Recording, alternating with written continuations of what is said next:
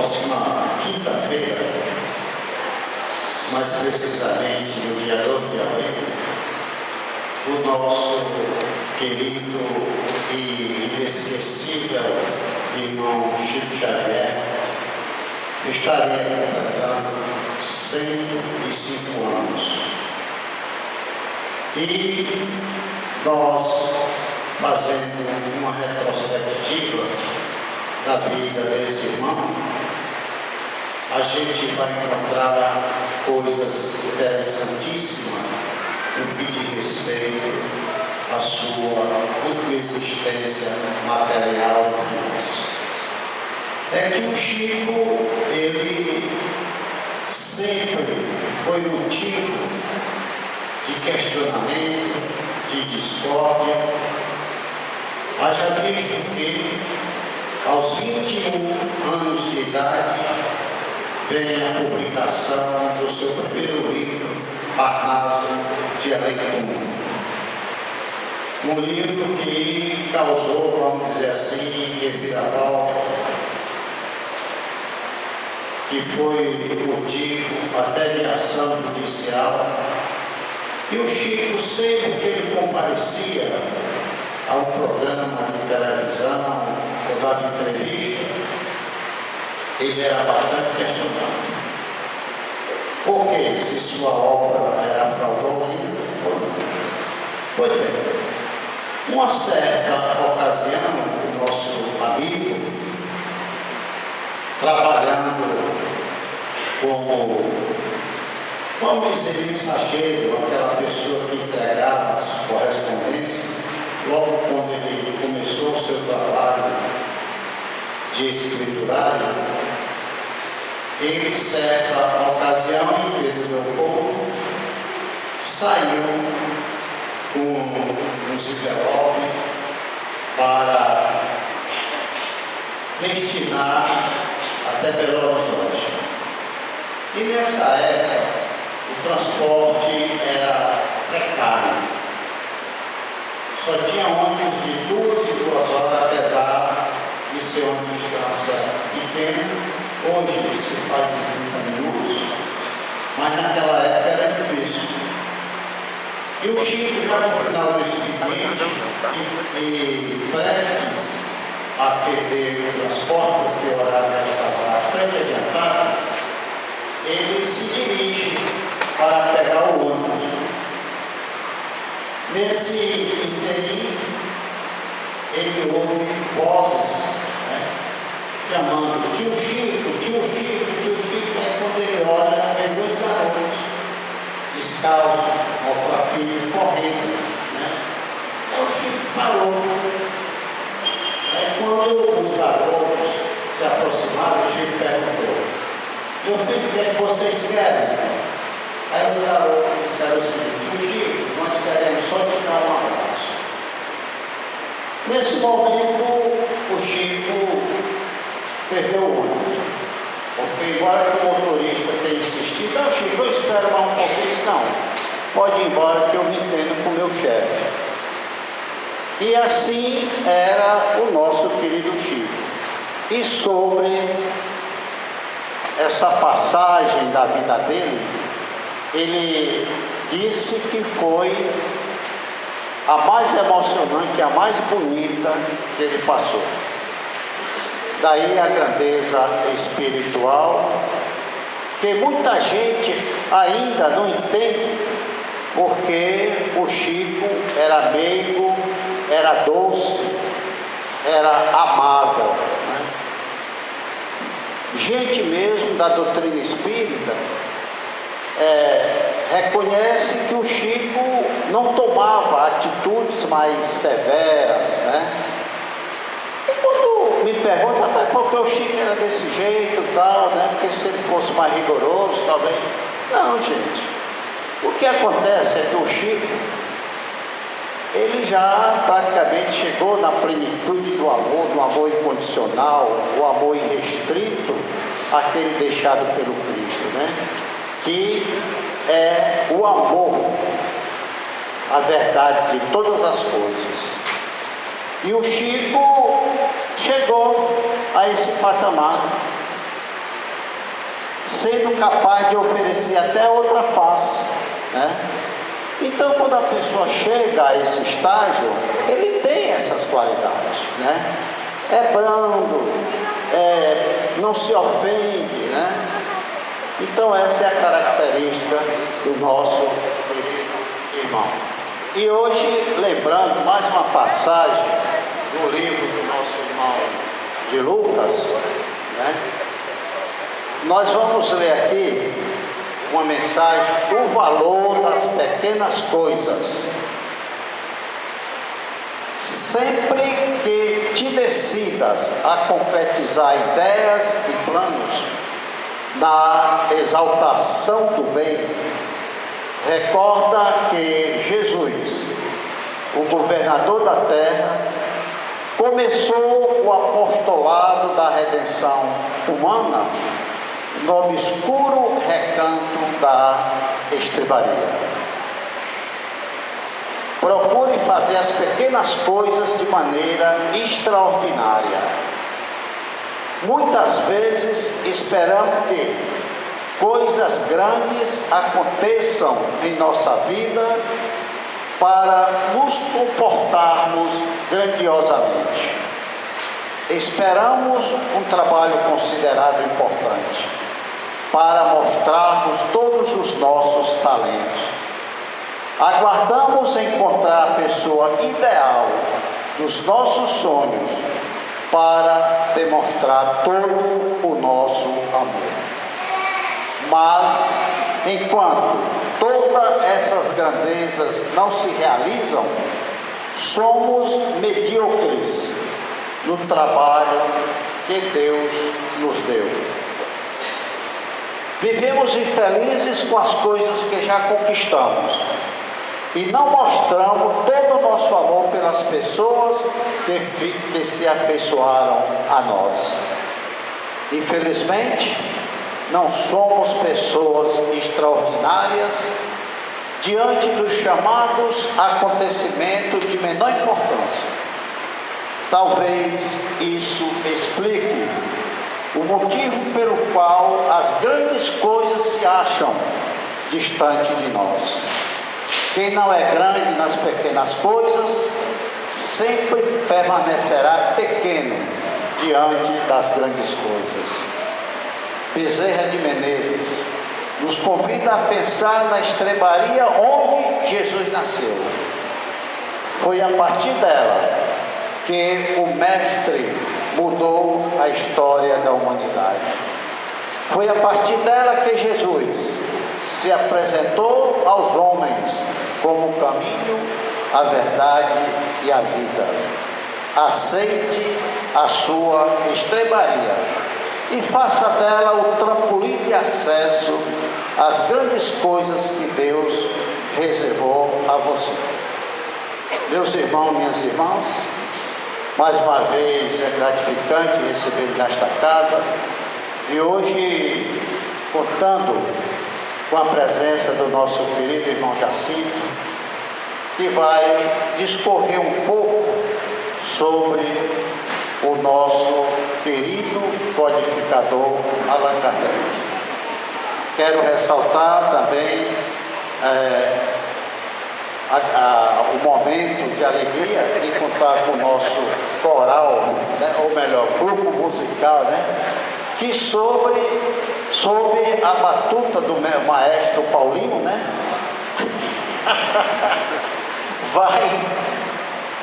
vai nos conduzir, né, a esses momentos de felicidade, né, através do cântico, né, do grupo musical, né. Agradecer também aos nossos demais companheiros que nesse momento paralelamente estão conosco, né, na realização dos trabalhos de atendimento fraterno e nas suas mediações, né. Muita paz e após mais um número musical, o nosso irmão Jacinto estará com vocês. Obrigado.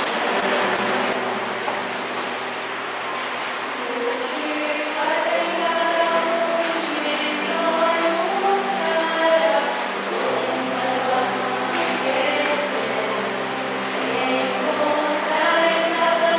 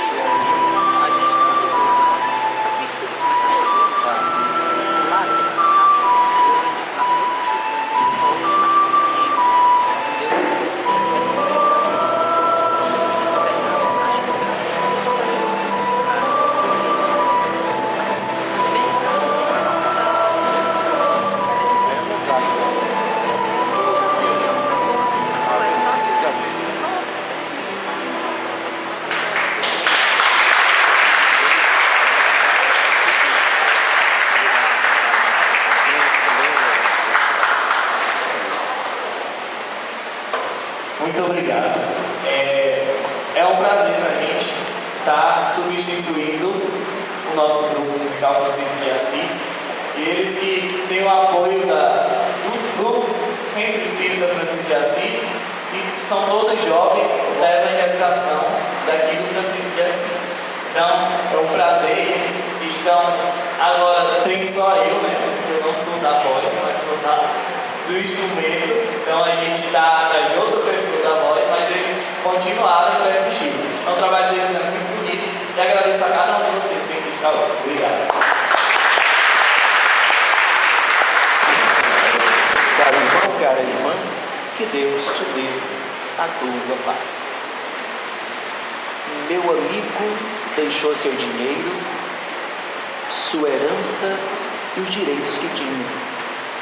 Era jovem demais o menino, disse o pai, o vizinho, a vizinha. Meu amigo viveu sem ter nada, por esposa escolheu a pobreza. Era jovem demais o menino, não podia ter tanta certeza. Foi assim que ele abriu o caminho para quem quer viver só de amor. Não ficou muito tempo sozinho, gente nova o seguiu com fervor. Irmão vento, irmão sol, irmã lua, irmão lobo, tu és meu irmão. Roxinol, sabiá, criaturas de Deus, somos obras de suas mãos. Hoje em dia, nos jovens que eu vejo, irrequietos no mundo infeliz, eu me lembro a esperança e o desejo de topar com Francisco de Assis. Calça livre, pé no chão, mundo novo, 1000 ideias de renovação, eleição, consciência do povo. Queira Deus que eles cresçam irmãos. Francisco, nosso patrono, a nossa homenagem. E hoje vamos homenagear Hipólito Leon Benezar Rivaio, o nosso Kardec. Depois de amanhã, 31 de março, fará 146 anos que Kardec retornou à pátria espiritual. Por isso, a nossa homenagem.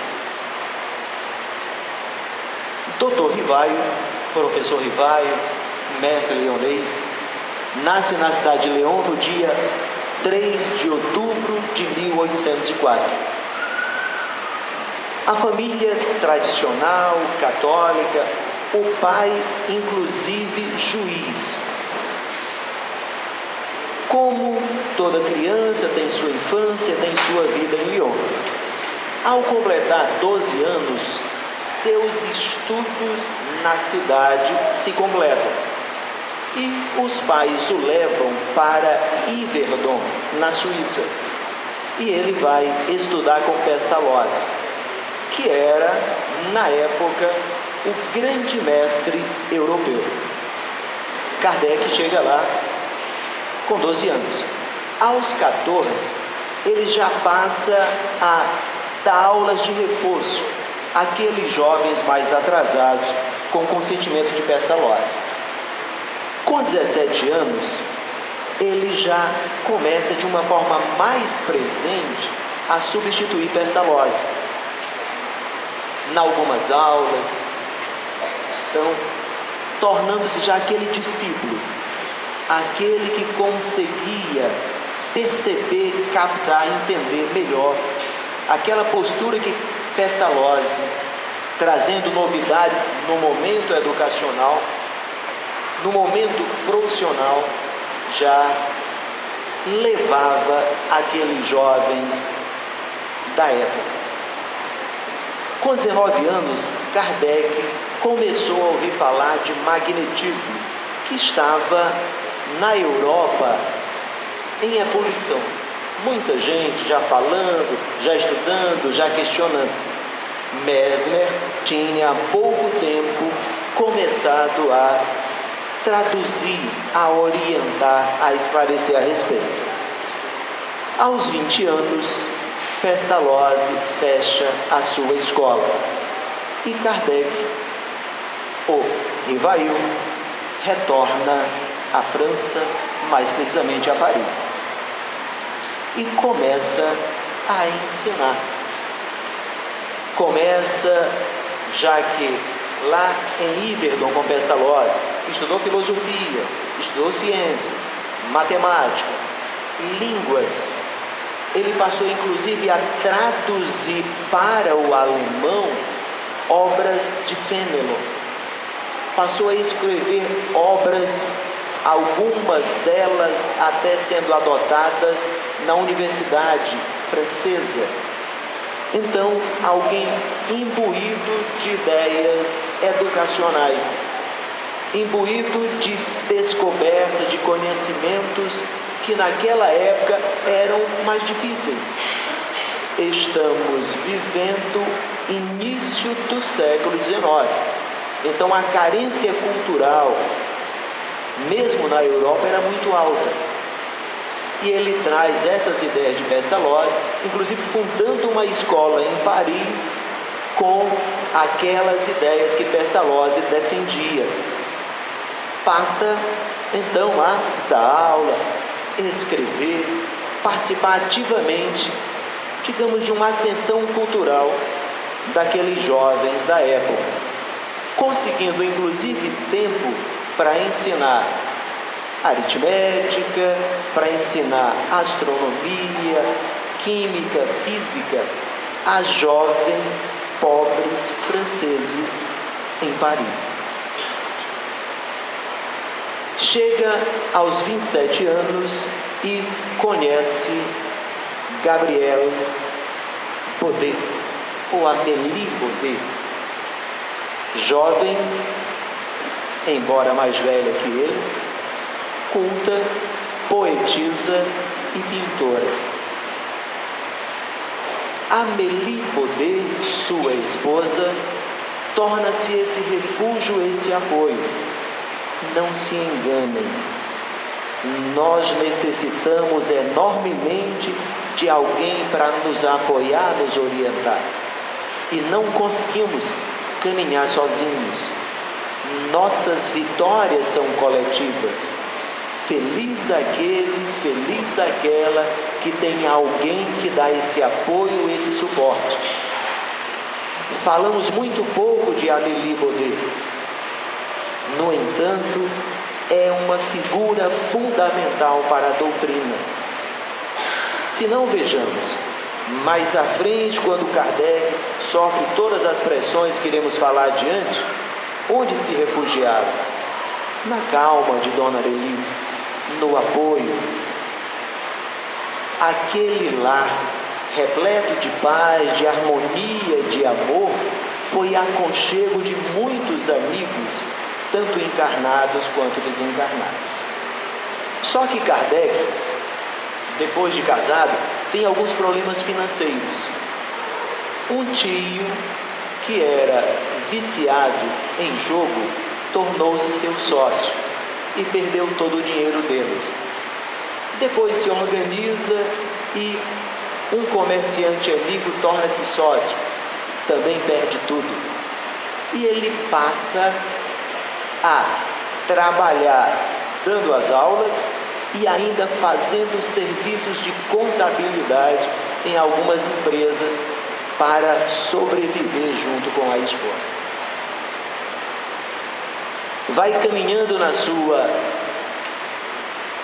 missão de ajudar, de orientar, a partir da educação, algumas obras muito importantes, chegando a ganhar prêmios nas academias de ciências de então, quando mais à frente, já com 50 anos,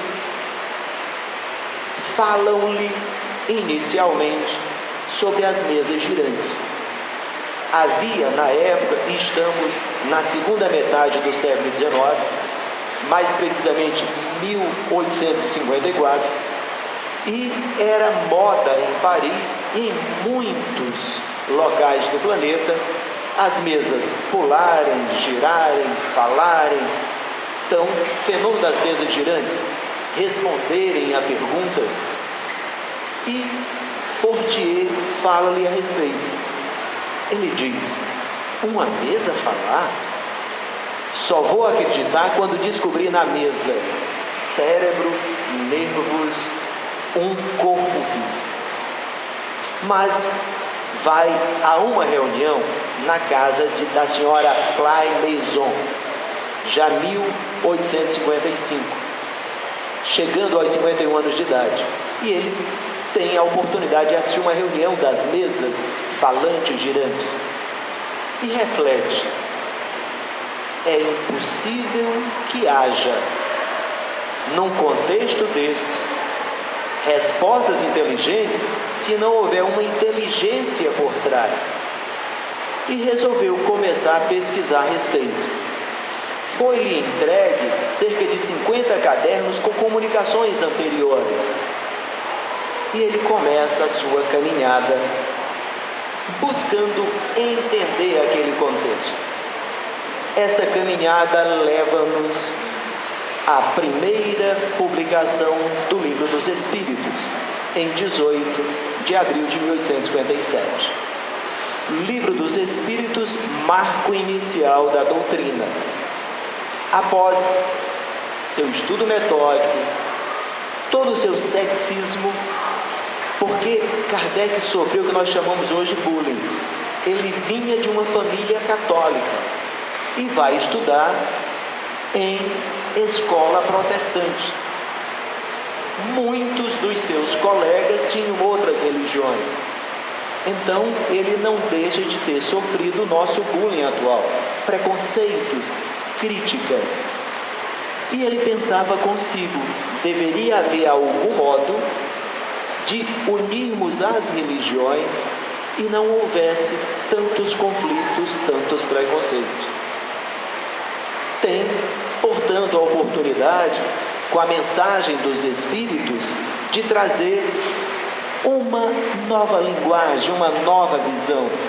E nessa nova visão poder aglutinar, unir aqueles e aquelas que de algum modo resolvessem refletir mais, questionar mais, perguntar mais. Afinal, ele depois escreve no Evangelho segundo o Espiritismo, no capítulo 19: a fé só é verdadeira quando é capaz de encarar face a face as críticas, todos os senões que aparecem.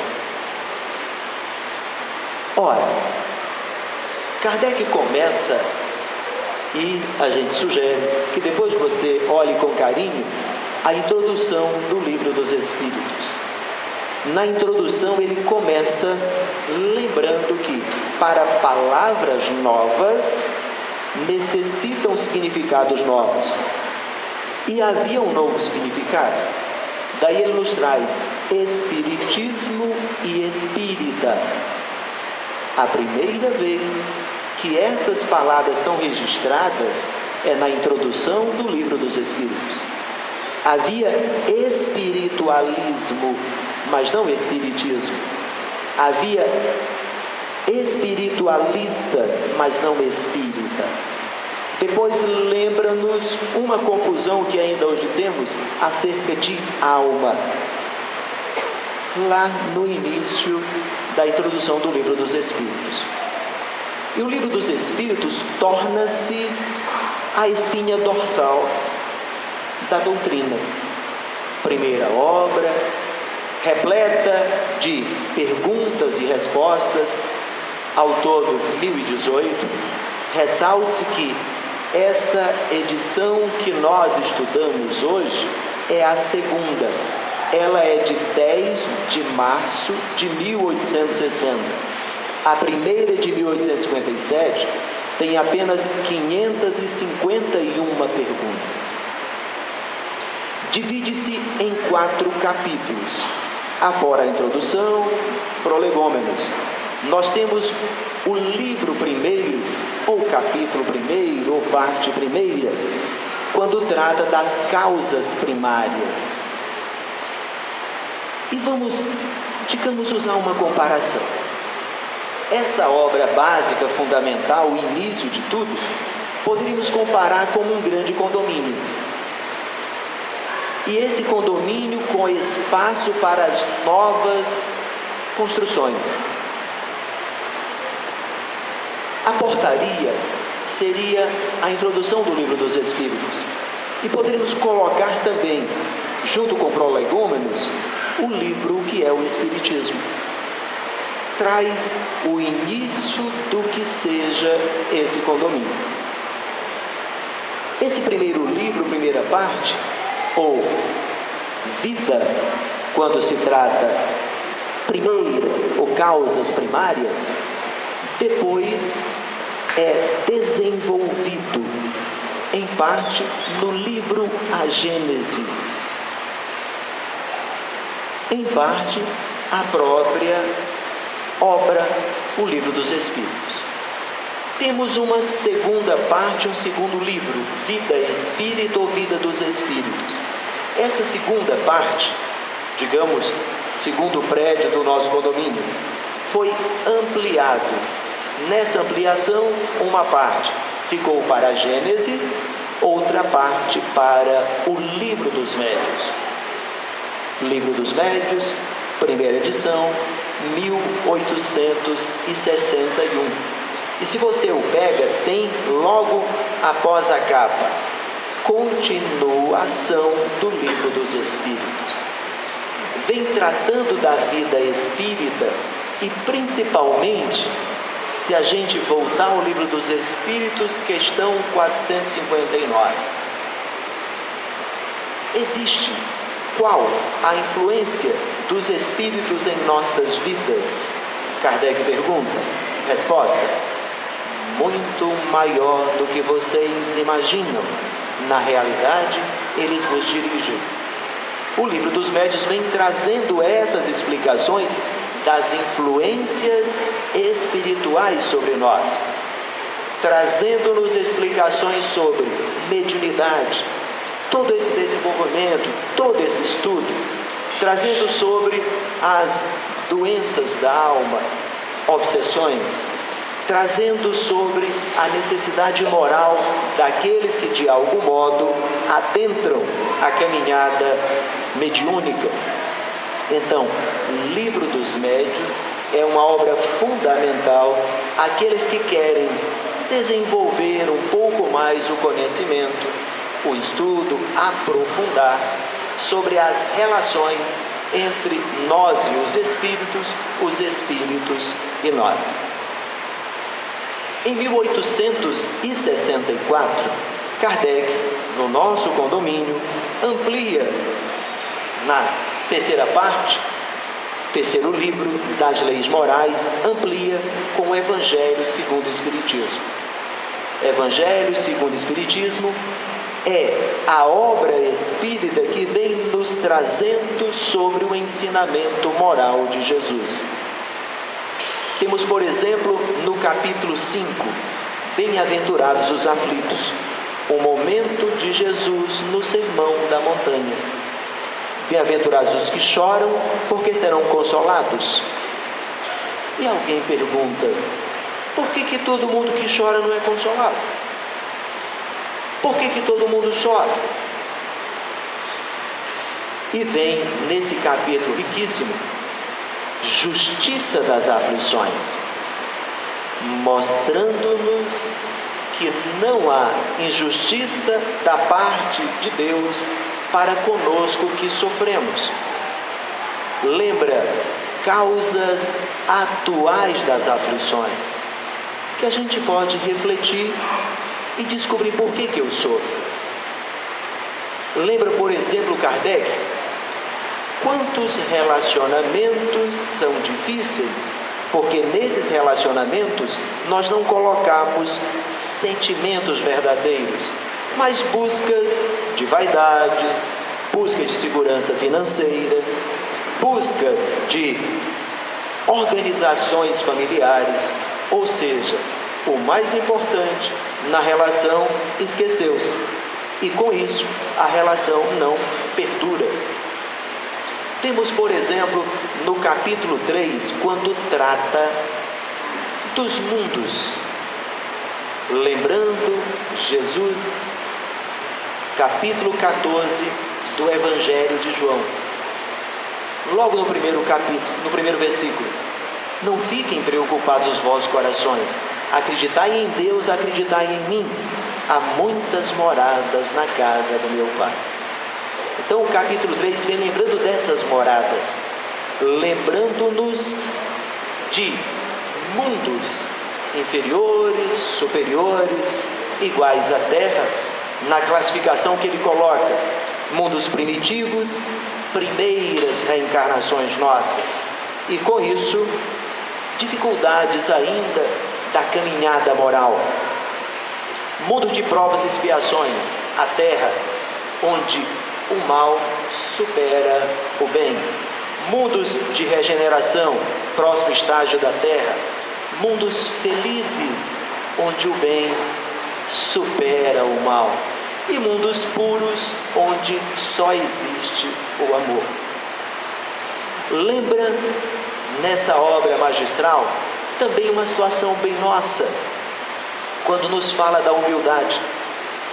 Bem-aventurados os mansos e pacíficos. Quando nos lembra do perdão: bem-aventurados os misericordiosos, perdoai para que Deus vos perdoe.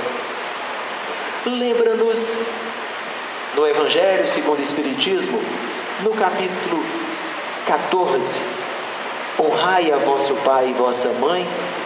As dificuldades nas relações pai, mãe, filhos, filhas, pais, esse contexto todo.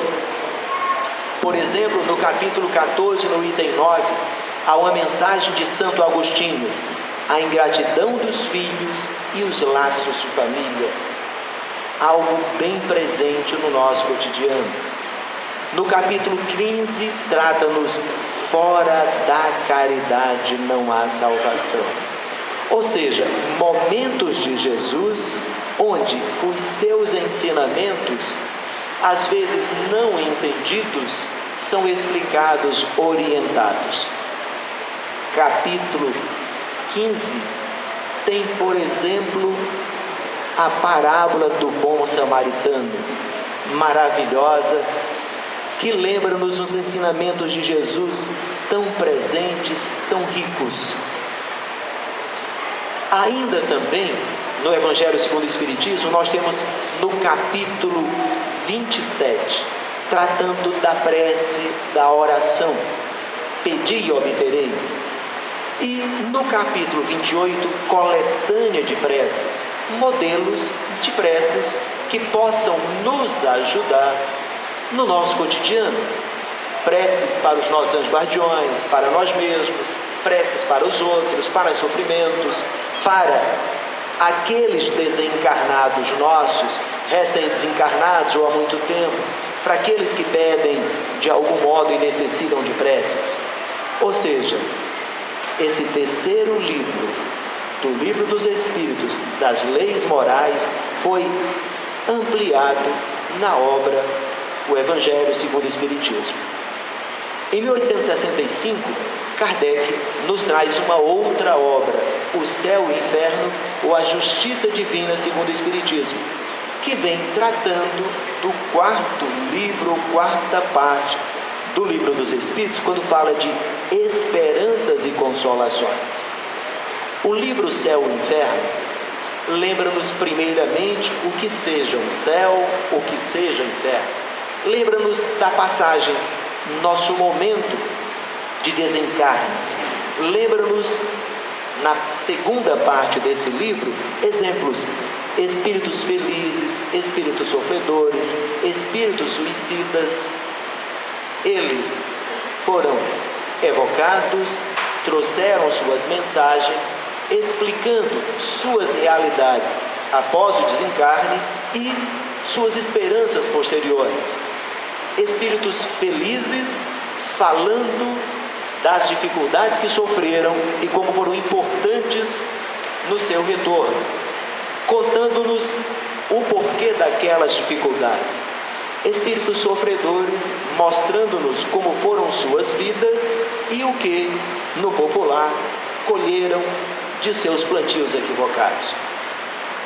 Então, O Livro dos Espíritos torna-se essa obra basilar.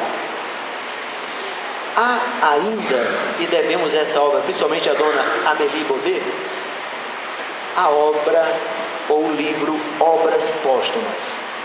Kardec estava o tempo todo escrevendo, anotando. Inclusive, contam seus biógrafos, aqueles que conviveram com ele, que o seu desencarne, que já dissemos, 31 de março de 1869, foi fruto de um excesso de trabalho. E dizem que a lâmina superou, desgastou a bainha, ou seja, foi tanto trabalho que de algum modo desgastou-lhe fisicamente. Um aneurisma, já era um problema cardíaco detectado.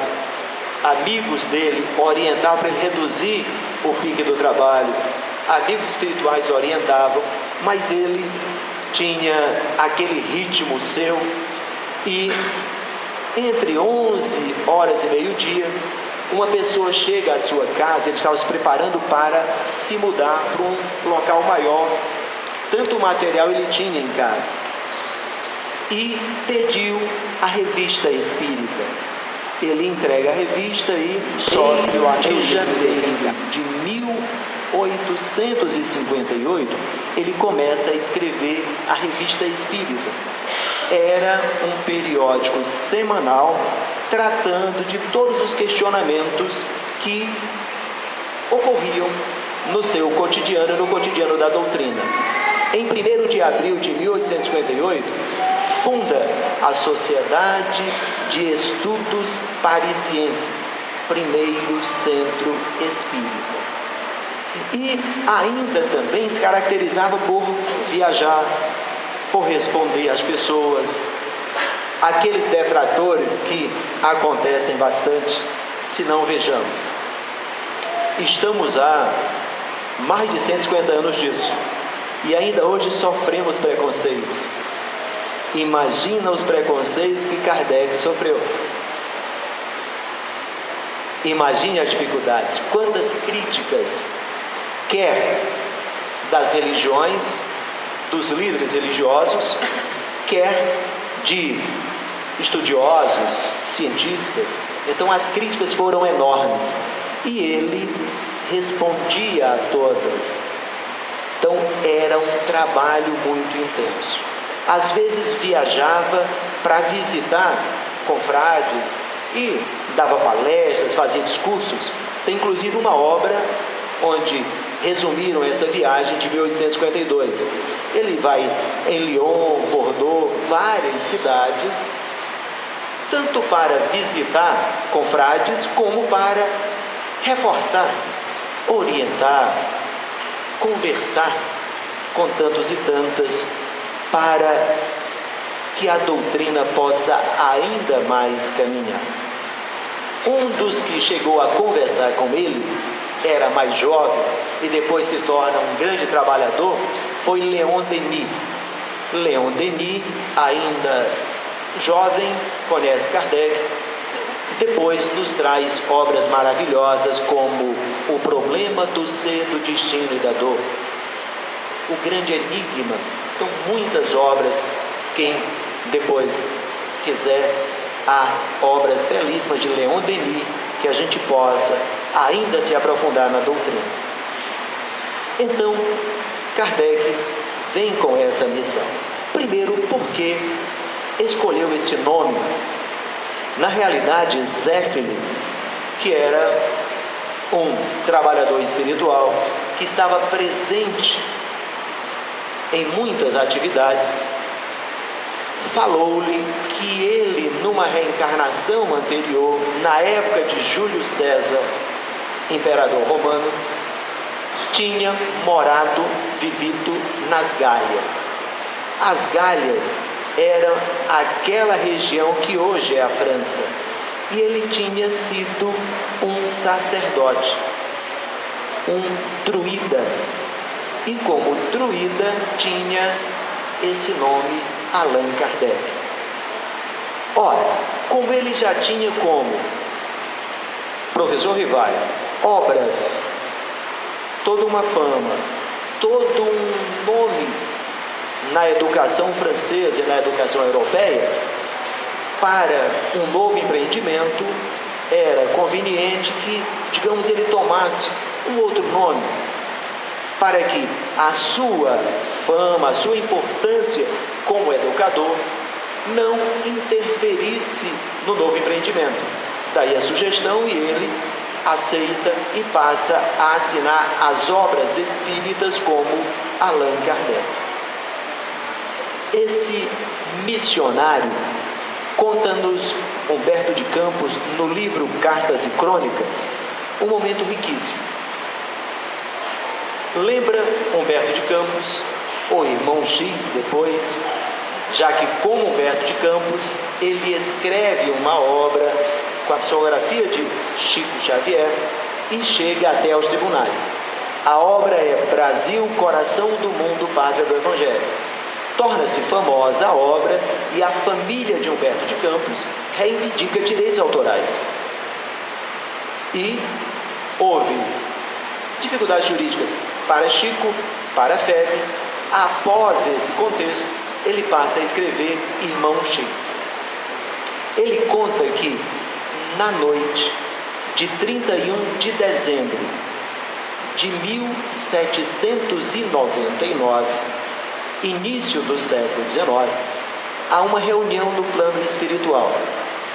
Nessa reunião são projetados todos os desenvolvimentos que ocorreriam no século XIX.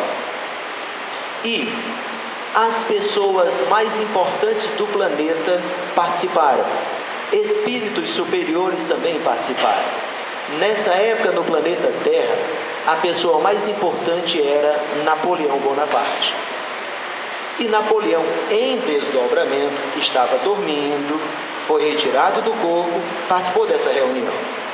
Ele soube, por meio desses emissários superiores, quem estava comandando era o Espírito de Verdade, que depois viria na doutrina com várias mensagens, com vários ensinamentos, inclusive o capítulo 6 do Evangelho segundo o Espiritismo traz várias mensagens dele.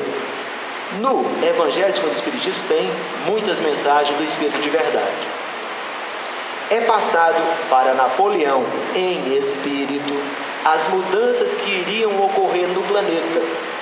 Todo o desenvolvimento tecnológico, todo o desenvolvimento também religioso, moral.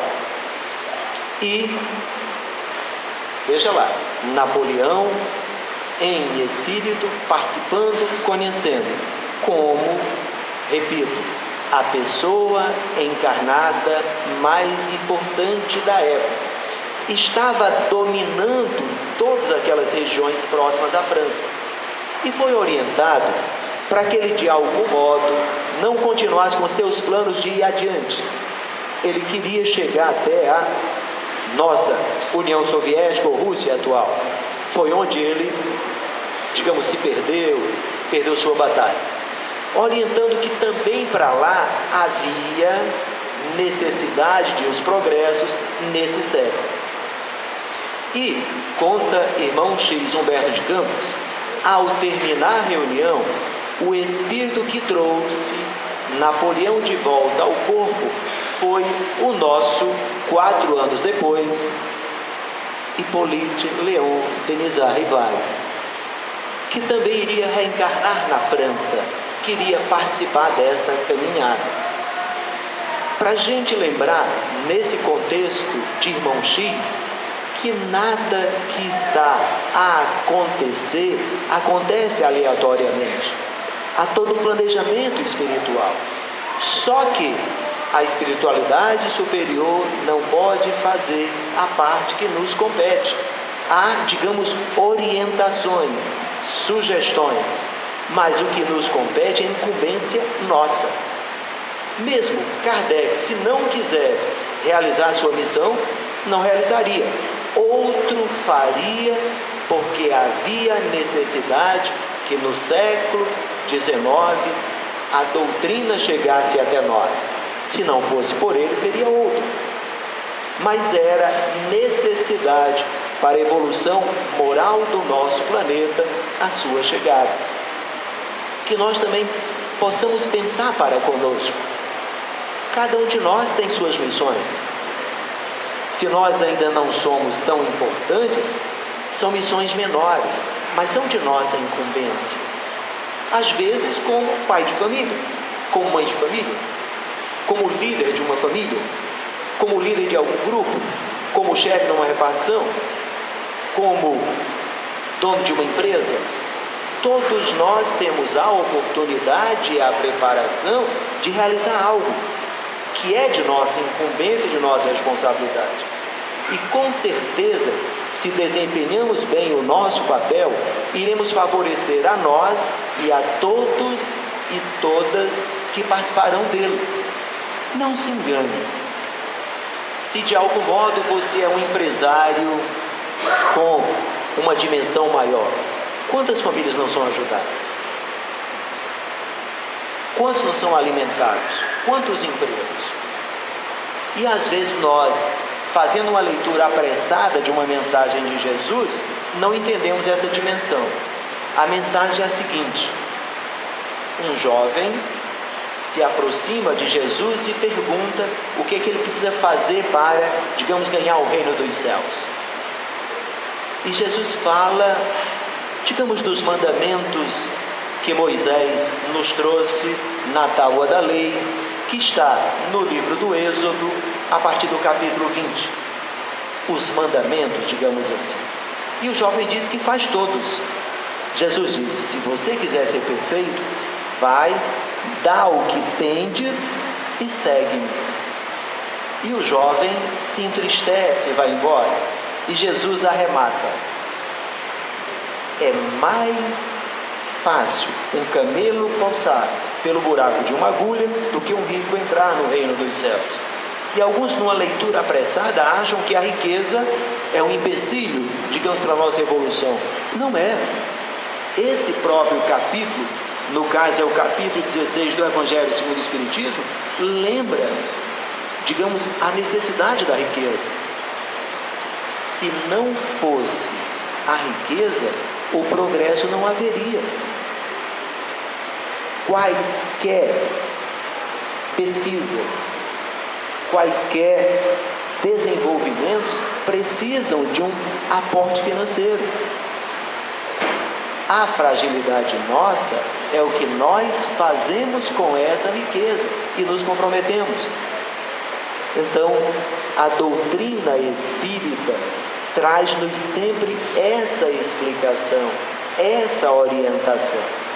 Se você de algum modo tiver a oportunidade, leia um pouco, reflita um pouco, que você vai perceber como, por que Jesus fazia aquelas colocações. Há, por exemplo, um momento rico, também no Evangelho, que é a interpretação da mensagem de Jesus, o enfoque moral de Jesus. Quando lembra-nos da fé, o Espírito José nos traz numa mensagem a seguinte pergunta: acreditai em Deus, mas sabei por que acredita em Deus. Nós refletimos nisso? Por que eu creio em Deus? Confiai nas promessas divinas, mas sabei por que confia. Acreditai nas orientações que os Espíritos nos trazem, mas conscientes dos meios para atingir o fim. Lembrando que a nossa fé necessita da presença de obras. Eu creio em Deus. E o que eu estou fazendo com essa minha crença? Lembrando, inclusive, Bíblia, no caso, na carta de Judas, né? Que só não é o Judas Iscariotes, né? Que ele lembra: a fé sem obras é morta. Então a doutrina não lembra isso. O que eu estou citando são partes do capítulo 19, a fé remove montanhas. Então, esse missionário chegou até nós há pouco mais de 160 anos, né? Completou 200 anos de seu nascimento há pouco tempo, mais precisamente em 2004, trazendo-nos todo esse suporte, mas com o apoio de Dona Meli para em seu lar ser possível a presença de espíritos superiores, orientando, sugerindo, intuindo nos seus escritos. E foi instrumento da codificação, da organização dessa doutrina maravilhosa. Não significa que só na doutrina está a salvação, não. Kardec colocou claramente, fora da caridade.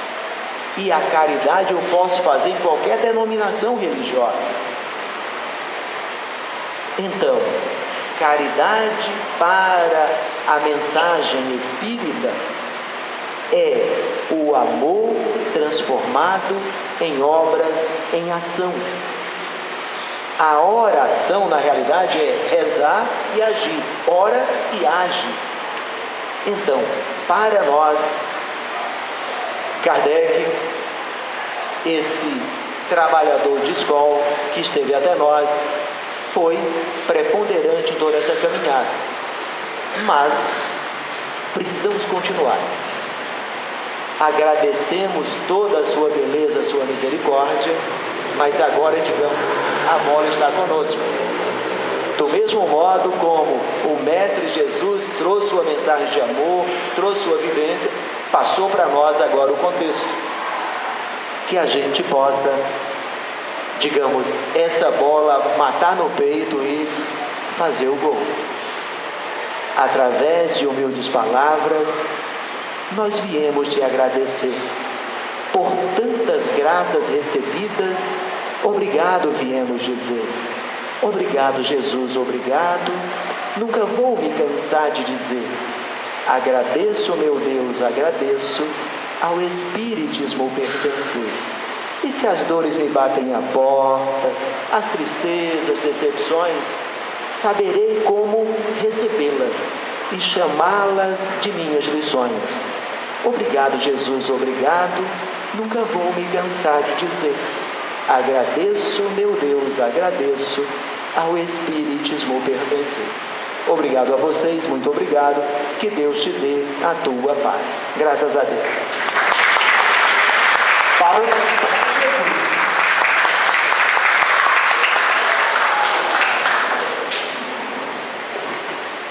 Nós desejamos a todos uma Páscoa maravilhosa e com bastante reflexão. O sentido da semana que nós chamamos de Santa, né? Haja visto que ainda presenciamos esses dias uma coisa que já deveria ter sido banida, do meu ponto de vista, há muito tempo, que é o autoflagelo, né? A pessoa se mutila, né? Com chicote de lâminas e tal, dando uma demonstração de uma fé que não tem sentido, porque o próprio Cristo disse que misericórdia sim, sacrifício não, né? O que é que nós podemos fazer, né? Então vamos refletir muito na mensagem do Cristo, né?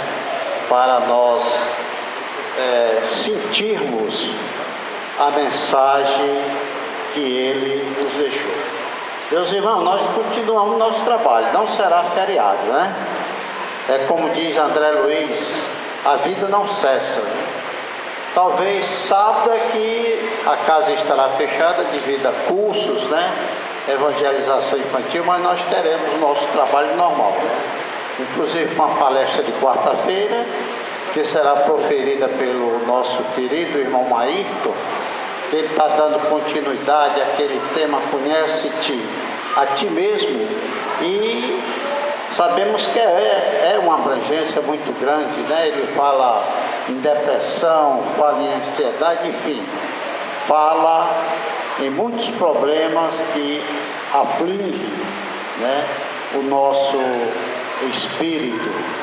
E sexta-feira vamos ter aqui novamente o nosso querido irmão Jacinto, né, falando sobre o sentido da Semana Santa, né?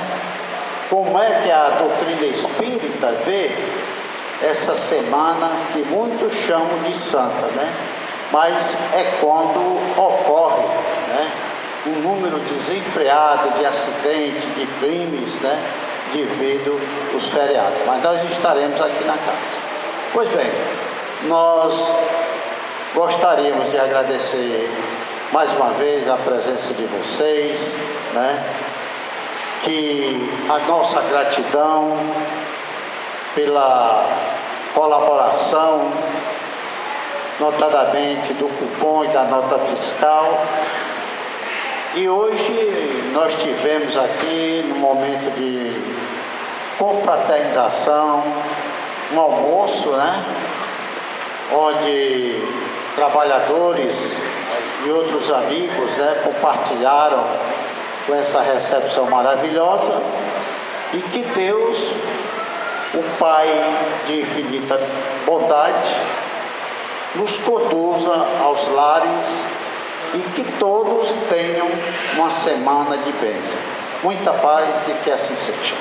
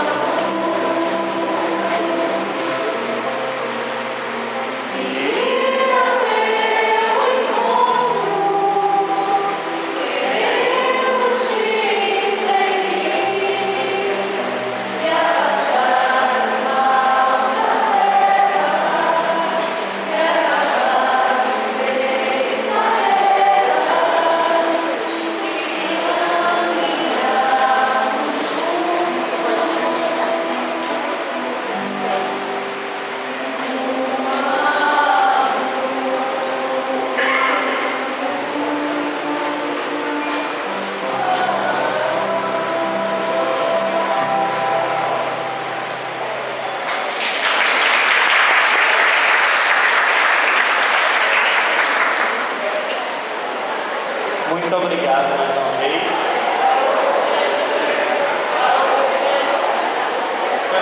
Porque foi esse o repertório que a gente ensaiou. E agora nós não vamos deixar sem a harmonia. Vocês vão ficar com o segundo CD do grupo musical, o qual está em promoção à venda, custando apenas R$10. Vocês podem escutar as músicas aqui e depois levar para escutar em casa. Obrigado. Pode colocar.